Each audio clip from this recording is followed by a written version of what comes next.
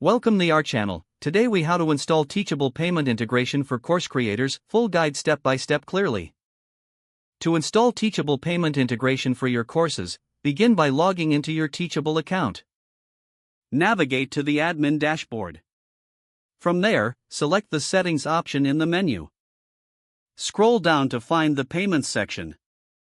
Click on payments to open the payment settings. You will see several payment options listed. If you're using Teachable's built-in payment processing, select the Stripe option. Follow the prompts to connect your Stripe account. If you don't have a Stripe account, you will need to create one by clicking the provided link. Complete the Stripe account setup by entering the required information. Once your Stripe account is connected, return to the Teachable payment settings. If you prefer to use PayPal, select the PayPal option instead. You'll need to enter your PayPal email address to connect. Confirm your PayPal account by following the integration prompts. After setting up either Stripe or PayPal, review the payment settings carefully. Make sure the currency settings align with your course offerings.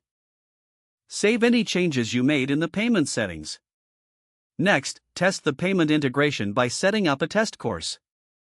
Create a course and set a price for it. After setting the price, navigate to the course landing page. Click on the preview option to see how the checkout process appears. Perform a test transaction to ensure that the payment integration is functioning correctly. Review the transaction in your Stripe or PayPal account to confirm successful processing. If everything works smoothly, your payment integration is successfully set up. You're now ready to launch your courses with payment options enabled. If the page does not load, refresh the browser or try again in a private or incognito window. Make sure you are using the correct email address, then retype it carefully to avoid small typos. If your password is not accepted, use the reset option and create a new strong password you can remember. Don't forget to like this video and subscribe to our channel for more step-by-step tech guides.